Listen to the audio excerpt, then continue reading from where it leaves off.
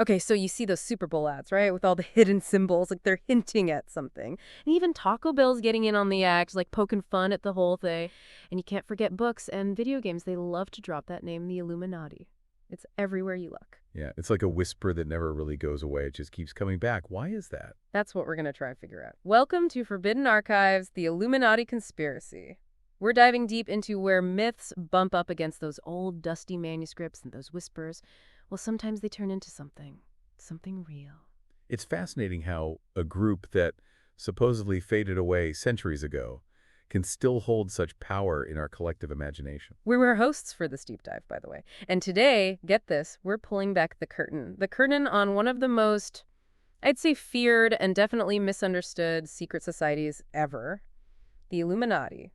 It's a story about fear, absolutely, about power, and about some pretty radical philosophical ideas all swirling together. They created something much bigger than just a historical group. It's a myth that still has a grip on the world, even today. Exactly right. And that's what makes this deep dive, this one right here, so interesting, I think. We're calling it Eye of the Shadows, how the Illuminati mastered infiltration and influence. Now, hold on. Before we get too far down the rabbit hole, we're not going full conspiracy theory here. We're not talking about lizard people or world domination plots or anything like that. No, no, no. We're sticking to the history books. We're going to try to understand the real Bavarian Illuminati, where they came from, what they actually believed, and how they operated. Think of it as separating fact from the fiction that's built up over centuries. We're going to look at this small group. They started in a very specific time and place, late 18th century Bavaria, right in the heart of Europe. But their story, wow, it's become this global phenomenon, this thing that fascinates people, scares them even. I think that's what makes it so intriguing, how this relatively small, localized group, born out of a very specific historical context, could spawn a myth that continues to fascinate and, for some, terrify people around the world. And hopefully we can unpack it all in a way that makes sense. Whether you know a lot about this stuff or you're just starting to learn about the Illuminati, we're aiming for clarity, making it engaging. Our goal is to shed some new light on this familiar yet often misunderstood topic. So rewind the clock with me. Imagine it's May 1st, 1776, Ingolstadt, Bavaria. 5 guys around a table. Kind of dramatic, right? It's good visual, a bit like a scene from a movie. And right in the middle of it all was this young guy, 28 years old, professor of canon law, Adam Weishaupt. He was the brains behind it all, the architect of this new secret society. And get this, they didn't even start out calling themselves the Illuminati. Nope, they were the Order of Perfectibilists. Doesn't quite have the same ring to it, does it? Not quite as catchy, is it? It sounds almost therapeutic, isn't it? Like a self-improvement group from the 1700s. Yeah, exactly. But that name, it didn't last long. They quickly rebranded themselves as the Order of the Illuminati, the Illuminatenorden in German, which means the Order of the Enlightenment.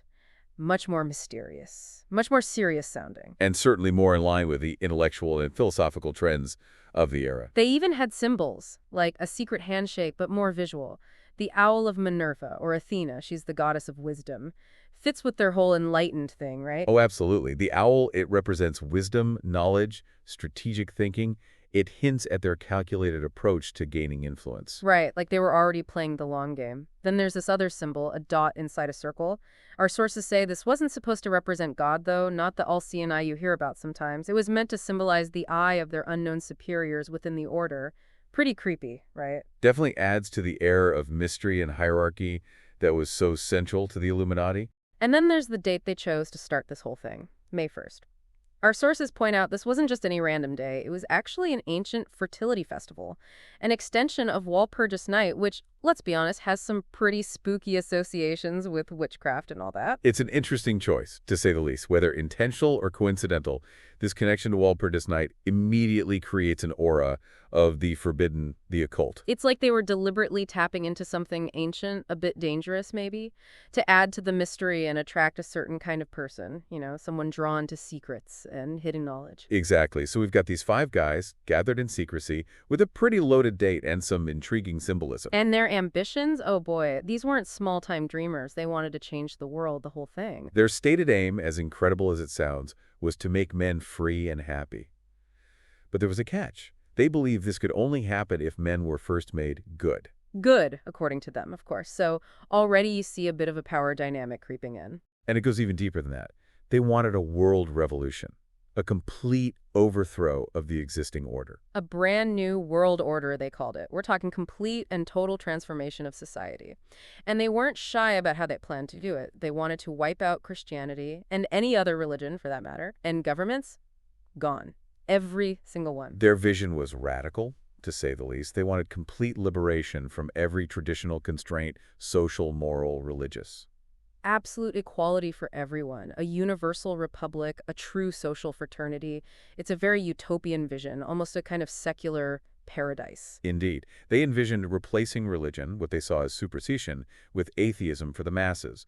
And for those in the higher ranks of the Illuminati, well, they'd follow a more intellectual, less dogmatic approach, enlightened pantheism. Okay, so the masses get atheism and the elite get a different, fancier version. Sounds a little, well, unequal, right? I mean, isn't that the opposite of what they were supposedly fighting for? And economically. Communism. All goods would be shared, but with a catch, of course. They would be governed by a benevolent, enlightened elite, the Illuminati themselves. It's interesting how these visions of radical equality often seem to end up with a select few holding all the power. It's a pattern that repeats itself throughout history, wouldn't you say? And at the head of it all, these mysterious superiors, these most perfect and most enlightened of men, according to Weishaupt. He said their infallibility shouldn't even be questioned. It's like they were setting themselves up as these philosopher kings, these all-knowing rulers guiding humanity to a better future. It all sounds very utopian, almost too good to be true. And as history often shows us, those kinds of grand utopian schemes rarely work out quite the way they're intended. To understand the Illuminati's ambitions, we need to look at the world they were living in, the intellectual climate of the 18th century. This was the Enlightenment. The age of reason, right? Science was making all these incredible discoveries. Exactly. But alongside this embrace of rationality, there was also a fascination with mysticism, with the occult. It's like these two seemingly opposite forces were pulling on the minds of the time. So you've got figures like Rousseau and Voltaire championing reason and logic, but then you've also got folks like Cagliostro, the Count of Saint-Germain, even Mesmer, the hypnotist. It was a period of intellectual ferment, a real mixing of ideas, both rational and mystical. And the concept of Illuminati, it wasn't something Weishaupt just invented. The term has a long history, going back to ancient mystery cults, even early Christianity. Yeah, those early Christians who'd been baptized, they were sometimes called Illuminati. It basically meant enlightened, those who had received special knowledge, often secret knowledge. Weishaupt was drawing on a very old idea, this concept of an enlightened elite. But our sources suggest he was trying to create something new, a secular version of heaven on earth. It's like he wanted to bring about this perfect future, this kind of end of days scenario, but without God, without religion. He wanted to do it through human effort, through social engineering. He wanted to immanentize the eschaton, to use a more academic term. It sounds very ambitious, and it connects to a much older idea, this yearning for a perfect world. Our sources point to examples like Mazdak in 5th century Persia, the concept of a millennial paradise in medieval Europe, the Jewish hope for a messianic kingdom. It's a recurring theme throughout history. The desire to create a just and perfect society here on Earth, rather than waiting for some divine intervention. But what Weishaupt did differently wasn't the utopian vision itself, but how he planned to get there. Instead of open movements and protests and all that, he went for secrecy and organization. Like hardcore organization. He was a master of operating in the shadows, of using conspiracy as a tool. And he was pretty upfront about it. He's like, the great strength of our order lies in its concealment. He didn't want the Illuminati to operate in the open, not at all. He told his followers to hide their true allegiances, to work through other organizations, other professions. He wanted them to blend in, to be invisible. Which makes you wonder, was Weishaupt truly the ultimate mastermind, or was he maybe a pawn in a bigger game? Our sources bring up a really interesting theory from Manly P. Hall, who was a scholar of the occult and Freemasonry. He believed that the Bavarian Illuminati, Weishaupt's group, was just one small part of something much larger, these ancient secret schools that had been operating for centuries. It's a thought-provoking idea, isn't it? Hall warned that these mystery schools, as he called them, never put all their eggs in one basket. They see groups like the Bavarian Illuminati as temporary vehicles, chapters in a much longer and more mysterious story. So even though the Bavarian government went after the Illuminati pretty hard in the late 1780s and early 1790s, issuing all these decrees and bans, they were never really completely wiped out. They were just too good at hiding, at operating in the shadows. It makes you think about the resilience of ideas, especially when they're wrapped in secrecy and spread through underground networks. Even when the authorities try to stamp them out, they can linger, adapt, maybe even resurface in new forms. It's like pushing down on a balloon and the air just moves somewhere Yes, else. precisely. And some people even argue that all the attention, all the bans, and the public outcry, it actually helped the Illuminati. They got free publicity, in a way. More people heard about them.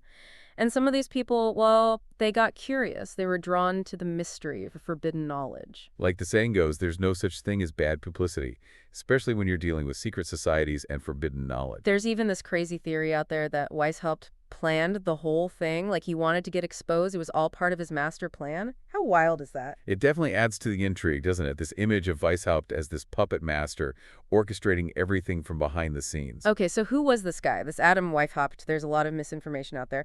For starters, he wasn't Jewish, despite what some people say, and he wasn't a Jesuit priest or any other kind of religious figure. No, he was a lawyer's son, but his dad died when he was young, and he was raised by his godfather, Baron Johann from Ithoff. And this Baron was no ordinary guy, was he? Not at all. He was an Enlightenment scholar, a big believer in reason and progress, and crucially, he had a huge private library filled with all sorts of books, including some that were considered, well, a bit dangerous at the time.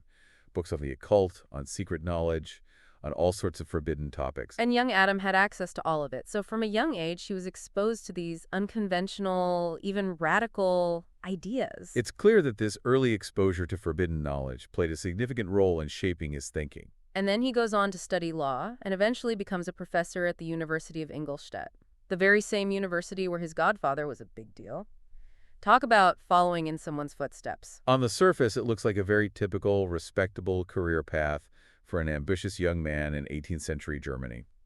But beneath the surface, something else was brewing. Right, because while he was at the university, he was surrounded by the Jesuits. They were the ones running the show back then. And the Jesuits were known for their rigor, their discipline, their intellectual prowess, but they were also very controversial. Because they were powerful, right? Influential. People were suspicious of them, wary of their motives. And their methods. They emphasized something called casuistry. Casuistry. Okay, that sounds complicated. It's a way of thinking, a way of arguing, where you can justify almost anything, even if it seems wrong or immoral, as long as it serves a greater good.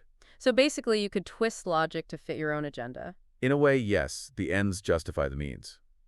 And our source has this chilling quote from Weishaupt, which might reflect the influence of this Jesuit thinking. The voice of reason isn't the one telling you to show mercy, it's the one telling you not to leave any witnesses. Yikes. Not exactly a warm and fuzzy philosophy. No, it's a very cold, calculating way of looking at the world. And it's interesting because just a few years before Weishaupt starts the Illuminati, the Jesuits are actually abolished. The Pope himself shuts them down. It's like a power vacuum opens up.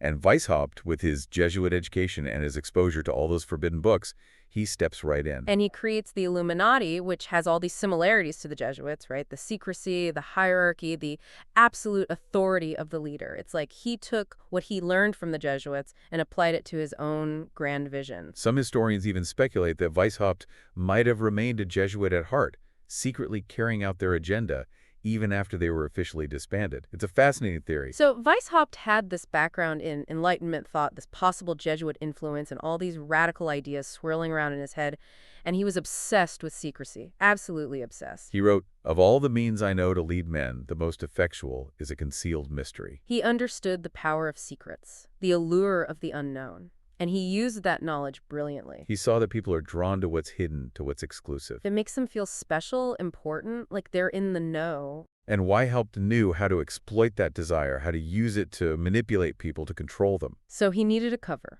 a way to operate in the shadows, and he found the perfect one, Freemasonry. Freemasonry was already well established, with lodges all over Europe. People knew about them, but they didn't really understand what went on inside. They were shrouded in secrecy. It was like this ready-made network just waiting for them to tap into. Weishaupt himself joined a Masonic lodge and then made it a rule for his Illuminati to do the same. In fact, he insisted that every member in the higher ranks of the Illuminati had to be a Freemason as well. But it wasn't enough just to be members. The goal was to take over, to rise to positions of leadership within the lodges, and then subtly steer them towards the Illuminati's goals. So sneaky, right? They were playing the long game. And they didn't just focus on Freemasonry. They also understood that to control society, you had to control information. So they targeted literary societies and libraries. Back then, these were the centers of intellectual life, the places where ideas were debated and shared. Like the internet of their day, right? Weishaupt knew that if he could control these spaces, he could control the flow of information. He ordered his followers to either create their own societies, or even better, to infiltrate existing ones. And once they were in, they were to monitor everything. Who was saying what books were being read. They were obsessed with controlling the narrative. If a writer published something that was popular but didn't align with their agenda, they had two options, either win that writer over or discredit them. And here's another crazy thing. Weishaupt, even though he hated organized religion, he actually tried to recruit priests and pastors into the Illuminati. He told them that the Illuminati was the true expression of Christianity, just stripped of all the superstition and dogma. It was a brilliant strategy, really, even if it was incredibly manipulative. He even went so far as to say, "O mortal man, is there nothing you cannot be made to believe?" It's chilling how confident he was in his ability to deceive people. So they went after the elite, but they didn't ignore the common people either. They infiltrated schools, they tried to be seen as helpful and generous in their communities. They wanted to appear relatable, even tolerant of people's prejudices. But it was all a facade, of course. The long-term goal was to completely reshape society according to their own vision. They even tried to use women to spread their influence. They hinted at greater freedom and equality for women, but it was all part of their manipulation. Their true vision was still very patriarchal. It's a stark reminder that even movements that claim to be progressive can still be rooted in deeply ingrained prejudices. So they were masters of deception. They believed that lying and manipulating people was justified if it served their ultimate goal, this utopian world they were trying to create. It's a dangerous philosophy, and one that's been used to justify all sorts of atrocities throughout history. And to keep all these secrets and all this power under control, they created a really elaborate hierarchy. At the bottom, you had the recruits, the novices. They were totally controlled by their recruiter, their insinuator. They had to report on everything they did, everything they thought, no secrets allowed. Then you had the Brethren of Minerva, the real core of the Illuminati, and above them, the minor Illuminati, the major Illuminati. Each level with more responsibility, more secrets. And when you were initiated to these higher ranks, you got a new name, a secret name, often from ancient Greece or Rome, like Weishaupt called himself Spartacus. Others were called things like Osiris, Pythagoras, Attis. They were consciously linking themselves to these ancient figures, to this idea of a hidden lineage of wisdom and power. And as you moved up the ranks, certain types of people were deliberately excluded. If you were super religious or a hardcore patriot, you weren't going to make it to the inner circle. Loyalty to the Illuminati came first, above everything else. As one of our sources quotes, "The love of one's prince and of one's country are fundamentally incompatible with the ultimate aims of the order." They wanted to create a new kind of society, free from traditional loyalties. And they didn't believe in traditional morality either, at least not for themselves. They were willing to do some pretty awful things if they thought it was necessary.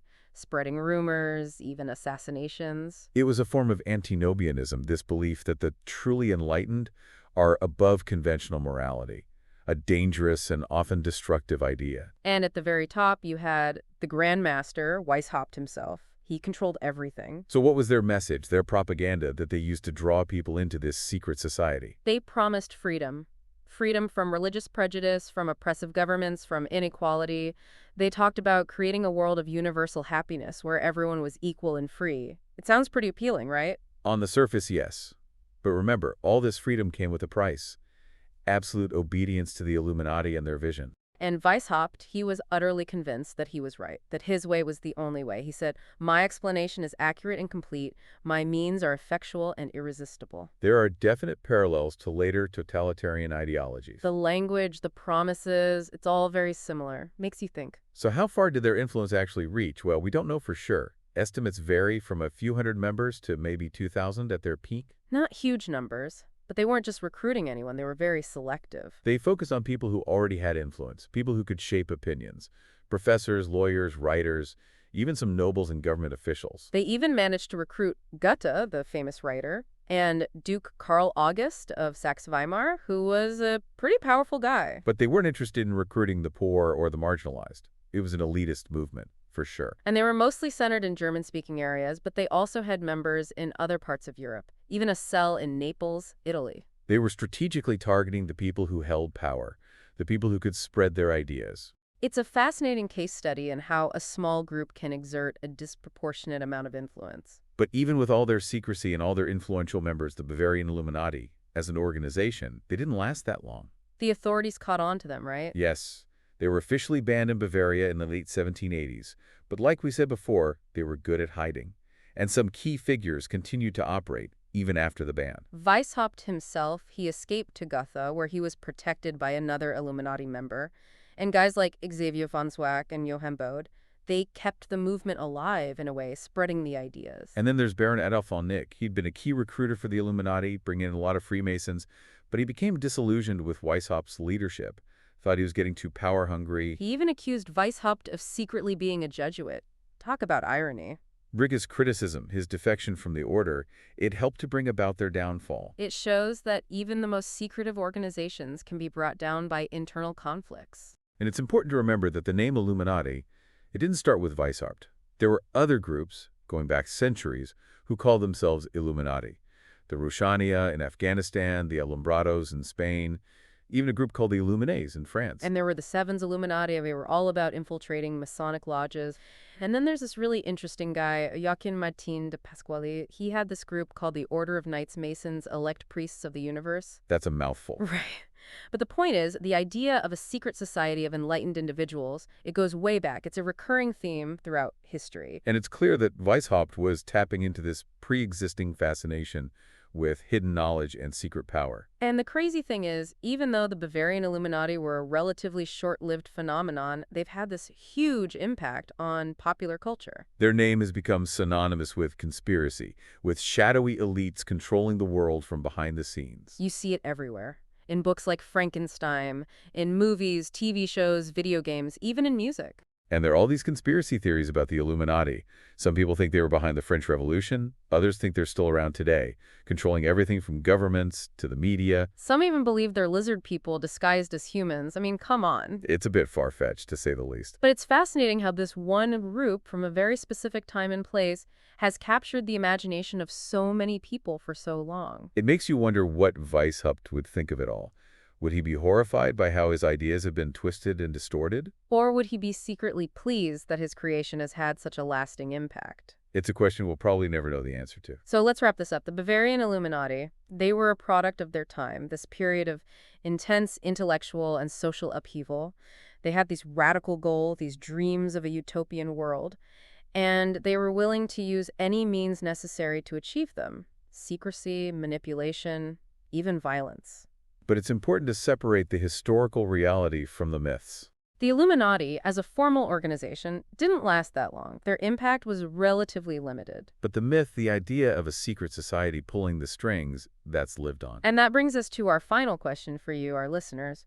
Why do you think the Illuminati myth continues to hold such power, even today? What does it tell us about our own anxieties, our fears of hidden control, of powerful forces operating behind the scenes? It's something to think about, and as you think about it, remember what we've seen in this deep dive, the recurring patterns, the thirst for secret knowledge, the desire for radical change, the allure of power. These are themes that resonate throughout history, and they continue to fascinate and frighten us today. The Bavarian Illuminati might be gone, but their legacy, for better or worse, is still with us. Thanks for joining us on this journey into the Forbidden Archives.